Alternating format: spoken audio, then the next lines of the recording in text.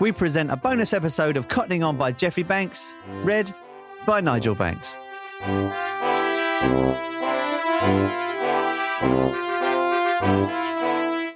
Some 8 years ago, I adapted and recorded 6 half-hour extracts from my late father, Geoffrey Banks's memoir, Cottoning On. These episodes dealt mainly with his early years growing up in the northern industrial town of Bolton in Lancashire, various goings-on in the Banks family, and coming to terms with the education system as it applied in the 1920s and 30s. I happened to discover in my computer files that I had adapted one other chapter from later on in his life, which deals with his one and only truly dramatic war experience. My father went up to Cambridge University in 1940 to study for a degree in modern languages. The Second World War had already begun, and his student days would no doubt have been affected somewhat by having to carry a gas mask when out and about, and the introduction of food rationing and blackouts at night. Otherwise, life carried on fairly normally, as Cambridge was not a target for German bombing, unlike London and other major cities and industrial sites. However, my father knew, as the war dragged on, that at some point he would be called upon to fight for king and country. His call-up papers duly arrived in 1942, and he joined the Fleet Air Arm, which was the Royal Navy's air force. He managed to fail his pilot's training, and so had to settle for becoming an observer, which was the naval term for a navigator. This was before the days of GPS and other electronic navigational aids, so all he had to work with were charts, a compass, and a set of dividers. The aeroplane he was assigned to was the Swordfish, a remarkable machine in that it was obsolete well before the war started. It was a biplane with open cockpits and a crew of 3, pilot, observer, and rear gunner stroke radio operator, with a top speed of about 90 knots in a following wind. This feature often worked in the plane's favour, as German guns were not calibrated to target such slow-moving objects, and so their shells flew harmlessly ahead of the string bag, as the Swordfish was affectionately known. My father was attached to 836 Squadron, based at Maydown on the Isle of Man. The planes would then spend weeks escorting convoys of merchant ships across the North Atlantic, bringing precious supplies from Canada. Hastily converted merchant ships had flat decks built onto them to become aircraft carriers, which were known as Mack ships. The Swordfish would take off and patrol the skies above the slow-moving convoys in search of enemy U-boats, which were always a dangerous threat. The particular episode you are about to hear took place in the spring of 1944, when my father's plane was ordered to take off from the Mack ship McCall on a patrol some 275 miles west of Ireland. The Atlantic Ocean was flat calm for once, but the weather was foggy and visibility was poor. Things were about to get rather interesting for the crew.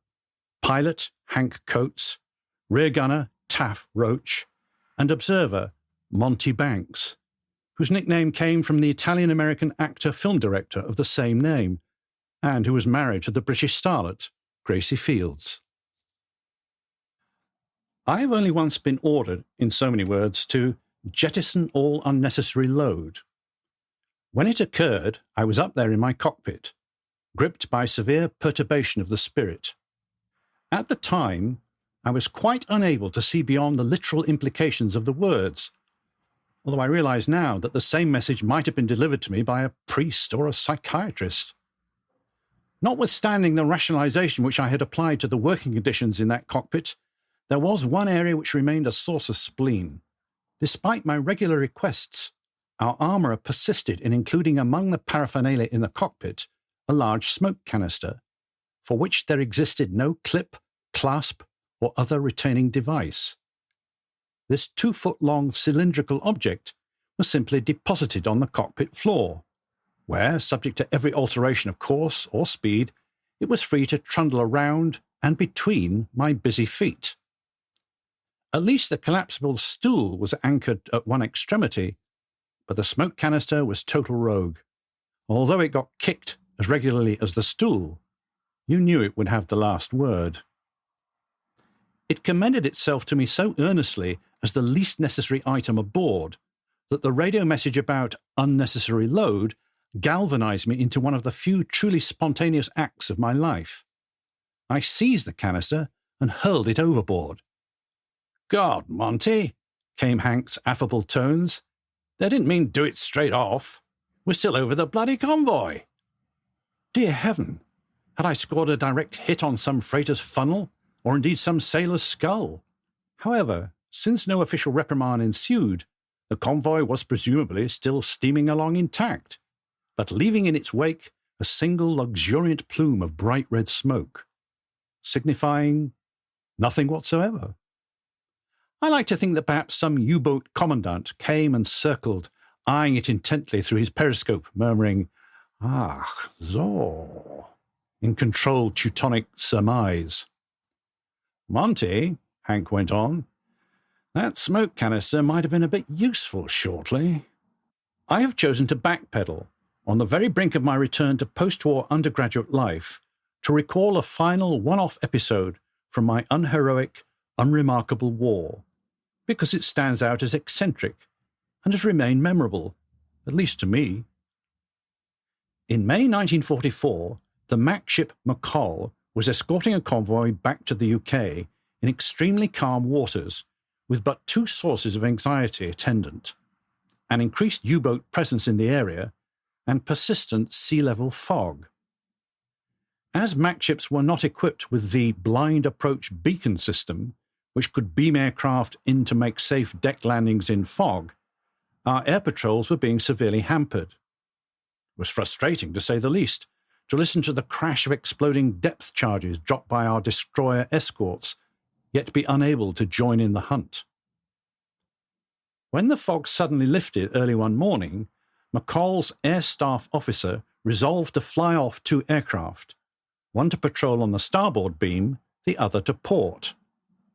The ship's captain disagreed, as such Maytime fogs were known to be persistent, but the increased U-boat presence was the ASO's overriding concern. So away we flew. Within a couple of minutes, we heard our colleagues in the other aircraft urgently request permission to return, as dense fog had already overtaken them. Permission was granted, and we duly heard the acknowledgement of that landing. It was only another 5 minutes before we too were engulfed, and were also allowed to return. But by this time, the convoy was invisible, and only by flying at 50 feet or so could we even verify its presence, whenever the occasional mast or funnel loomed up in a sudden gap in the fog, uncomfortably close.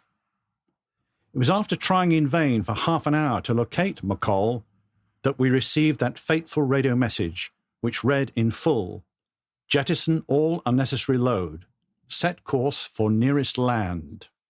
We knew that in little more than 24 hours' time, the convoy was due to pass north of the entrance to Loch Foyle, where 3 Swordfish were scheduled to take off from McCall and return to 836 Squadron's base at Maydown. In spirit, we had already been savouring the thought of 48 hours' leave. Ireland was therefore tantalisingly close, and when the radio voice piped up again to supply us with the direction we needed to take and the distance to be covered, in the calmest Atlantic waters we had yet encountered, the undertaking did not at first glance appear doubtful. 275 miles is a mere motorway stint nowadays, and in normal circumstances, even a Swordfish could manage it in 3.5 hours.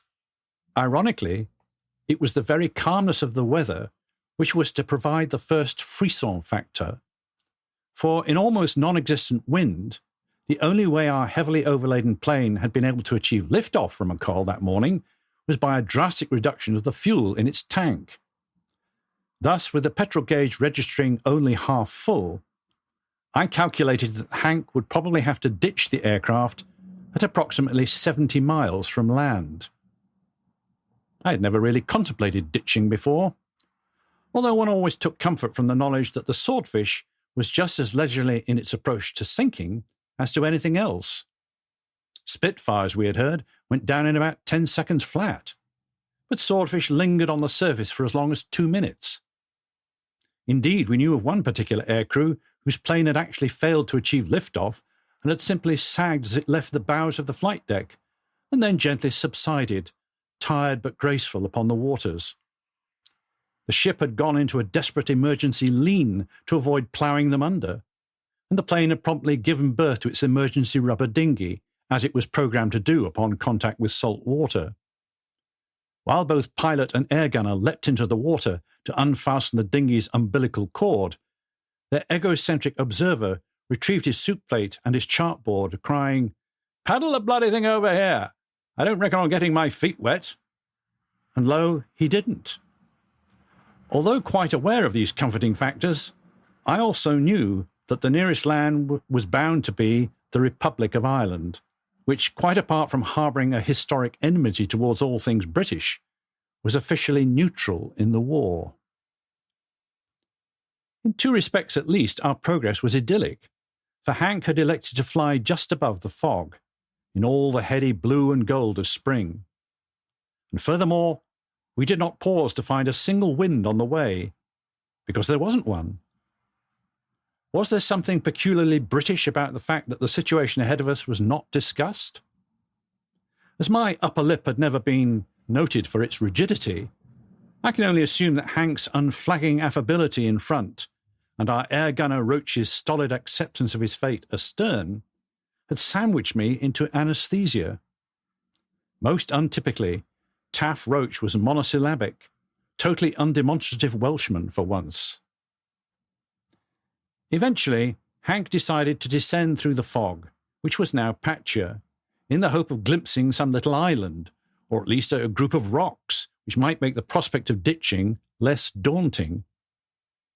The patchiness of the fog did not dispel the prevailing haze, which meant that we were inching ahead through a spectral vista of greys and whites, with the engine still healthily bumbling away, when the time came to notify my colleagues that we had reached the deadline of 205 miles, after which only spluttering and eventual silence must be expected.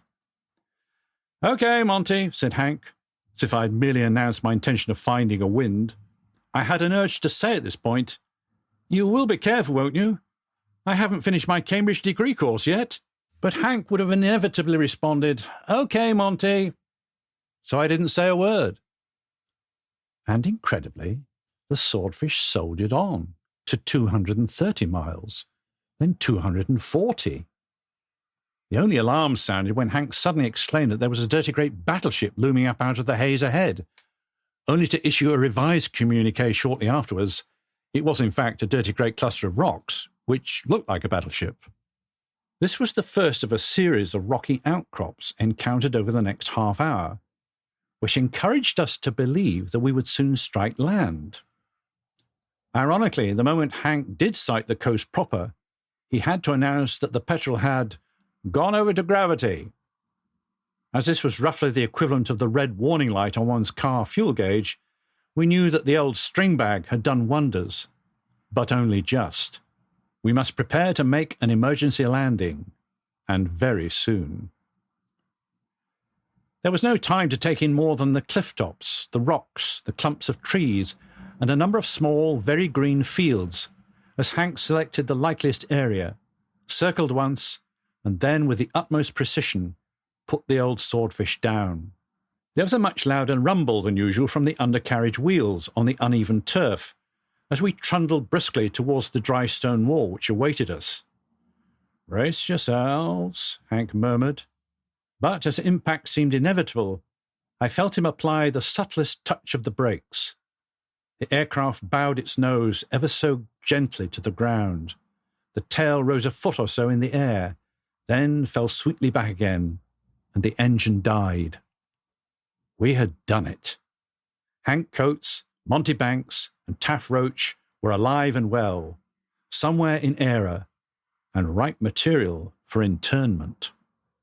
We saw, on clambering stiffly down from the plane, that when the brakes had been applied, each blade of the air screw had delicately kissed the ground in turn, and now bore a small clod of Irish soil in token. But as we examined this phenomenon, a strident voice rang out, "Are yous English?" It belonged, we saw, to a tall, gaunt figure of a man who had just emerged from the mist, bearing a double-barreled shotgun and accompanied by a wolfhound. Since our plane carried none of the conventional red, white and blue markings, his uncertainty was natural. Whether he believed our story or not, his courtesy was exemplary. Inside his dwelling, which was the poorest I had yet seen, with peat smoke issuing from a mere hole in the roof, he offered us what he had: a sliver of goat's cheese, with an apology for the absence of bread, and a cup of goat's milk. It was most gratefully accepted. Our last meal seemed a world away. Then, as the mist had come down yet again, our host said we were welcome to wait indoors for the arrival of what he called the military. When this finally occurred, the commanding officer was certainly not out of central casting, as he was short, on the friendly side of jovial, and wore his peaked cap like a railwayman. From some cerebral recess or other, Hank produced the notion that servicemen in our situation were entitled to speak immediately to the British consul, and upon this we proceeded to insist. Not a whit put out, the commandant waved us towards his blue Ford V8 Pilot and offered to take us to the nearest phone box. After protecting the Swordfish as best we could by putting on the cockpit covers and folding the wings, we left Taff Roach to keep an eye on things and were driven away. "Ah, yes," murmured the British consul from his Dublin office. I have to say that this telephone number had been smilingly supplied to us by the commandant. "You're the 836 Squadron chappies who've just landed in County Mayo. Don't worry, we know all about you here. You're in the best possible hands. Just do everything Commandant M tells you. And that's an order." M's grin was even broader when we emerged from the phone box. On the comfortable back seat of the Ford V8, he produced the first of his bottles of whiskey and acquainted us with the Irish idea of a long drink. All the whiskey had to bite on was a square inch of goat's cheese, and so when the car pulled up once more in the vicinity of our aircraft, it seemed the most natural thing in the world to find the plane surrounded by a lot of little khaki tents, and that Taff should be standing there ignoring them. However, with a sideways glance at security, we did just manage to demur when the commandant's plans for our immediate future were disclosed. We were to be driven to the nearest town to be fed and watered at the main hotel, and to spend the night there, all three of us, while the local militia played cards in defence of the Swordfish. "Ah, come on now, fellas," smiled the commandant. "Don't be spoiling it for them. Sure they don't get much chance to play soldiers." It would have been rather churlish to insist. Escorted in the Ford V8 by M and another of his bottles, we arrived after 8 miles or so at Belmullet, a little town with a comfortably shabby hotel, where the sunlight cascaded through the dining room windows and illuminated the spread which awaited us. The centrepiece was a large, entire salmon. Partly because of wartime food restrictions, but mainly owing to my social background, this was the first entire salmon I had ever seen. I'm not sure that the subtlety of its pink flesh had time to be fully savoured, but an hour later, not a bit of it remained. In the dining room of that Belmullet hotel, only when we were replete did it occur to us to go and take a shower, put our feet up in our rooms, and maybe contemplate a quiet nightcap before stumbling to our beds. But that was not to be the way of it. Not at all. At about 7 o'clock, a messenger knocked to say that 2 fellows would like a word with us in the bar, and we hurried downstairs, thinking they had come with news of our immediate future. Nor were we wrong, in a sense, for they had come to take us out on the town.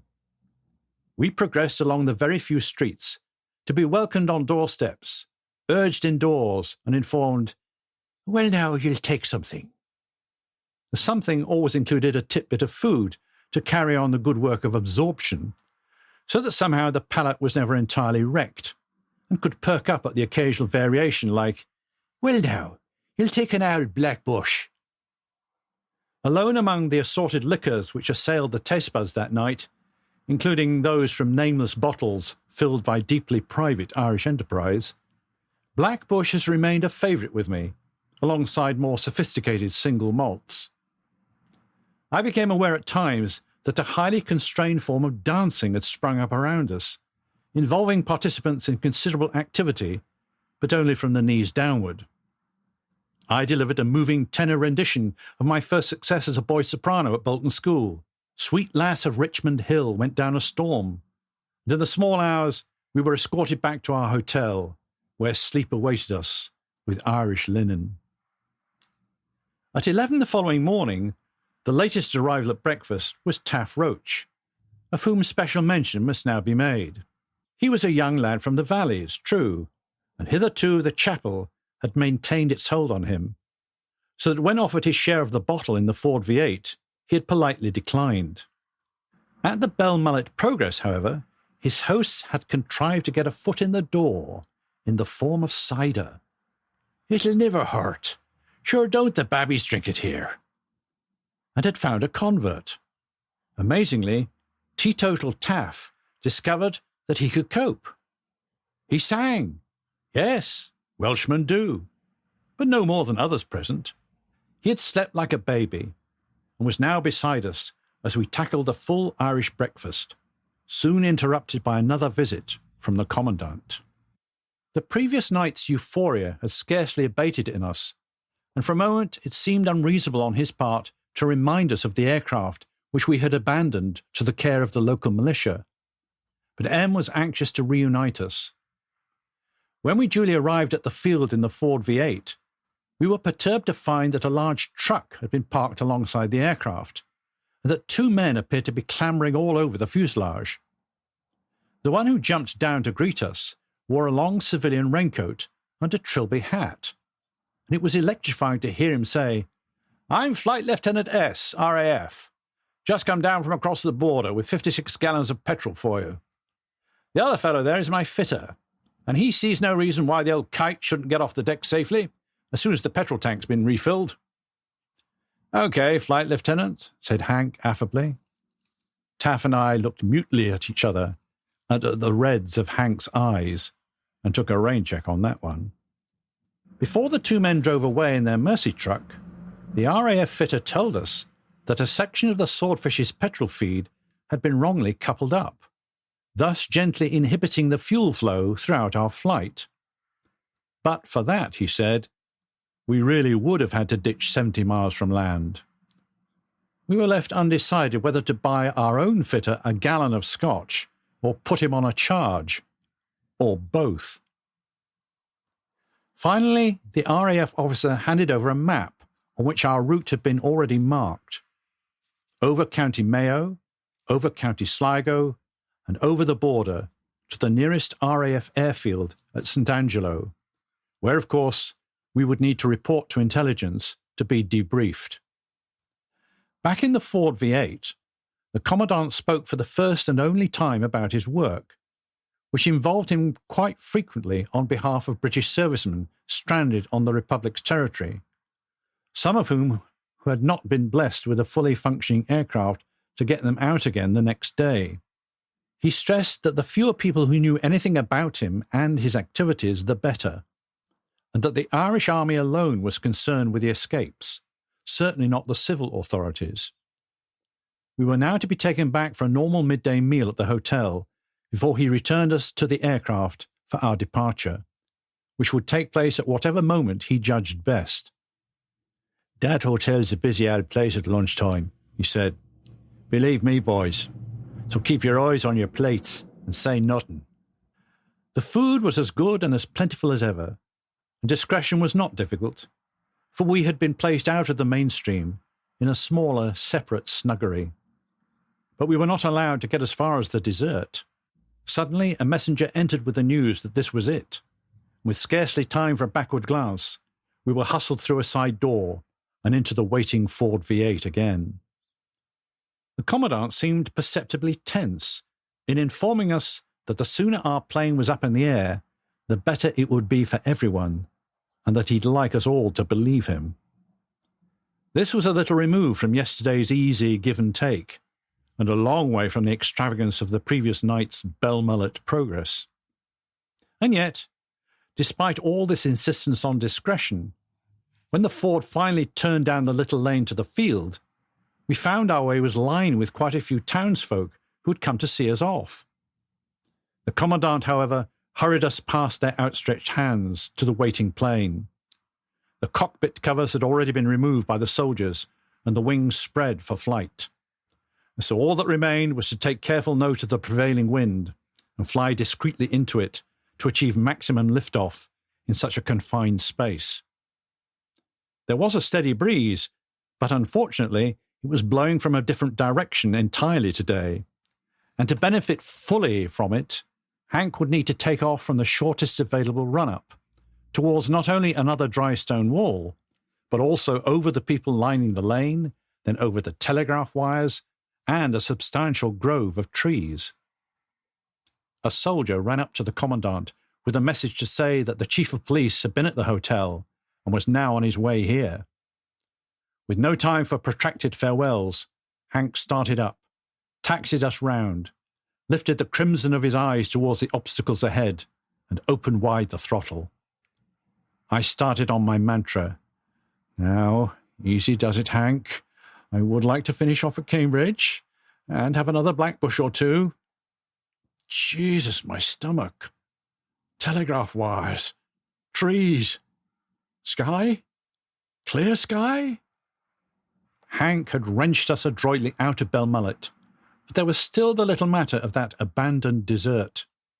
It was the least we could do, because all the people who were not already there at the field, when they heard the sound of the aircraft engine, came running out into those same streets, waving hands, tablecloths, dusters and towels. It was a treasured farewell we took of them, street by street, waggling the wingtips in salute before finally turning away onto the course for home. As the plane moved inland, the grey mists receded, and we came out into sumptuous sunshine. In this brave new world where anything was possible, Taff Roach deftly twiddled away at the controls of the radio set, until suddenly, to our considerable surprise, we heard, "Hello, ABC. Hello, ABC. This is ABC-1. Airborne. Permission to scramble. Over." By wild coincidence, at that very moment, McCall's two remaining Swordfish had also just taken off on their way to Maydown. At such a moment, prior to his emancipation, Taff Roach would certainly have deferred to me. But today, as soon as ABC-2 had also been cleared to scramble, he wanged over the switch and announced in the steadiest of tones, "Hello, ABC. This is ABC-3. Repeat, ABC-3. Airborne. Permission to scramble." The long ensuing silence brought us the first real belly laugh of the day, but when it was broken by the ship's sparks asking with bated breath for a repeat, Taff complied, elaborating on his theme with, "Hello, ABC. I say it again. This is ABC-3. I'm airborne and requesting permission to proceed from recent point of landing to base." In later years, I had time and experience enough to discover that radio is a minimalist art, which smiles upon the performer who holds back rather than lets rip. Indeed, what one does not say can often have more impact than what one does. It was all there that day in the performance of McCall's Sparks, as he completed half a dozen exchanges with Taff Roach, without once voicing the question that hovered electrically between them. "Yes, but where the hell are you?" Their dialogue produced a grin, which kept resurfacing on my face every so often, all the way to St. Angelo. Even today it reappears very occasionally, if the right trigger is applied by circumstance. As the sun beamed down on this final stage of our adventure, I remained standing throughout the flight, indifferent to the vagaries of the wind, and with the rogue smoke canister but a fading memory. Then suddenly, I remembered, back in Belmullet, the only thing which had to do even remotely with the industrial world had been a little bit of a factory. Making toys. Well, of course. What else? At all, at all. I beamed again. My collapsible stool had its softest ever ride home.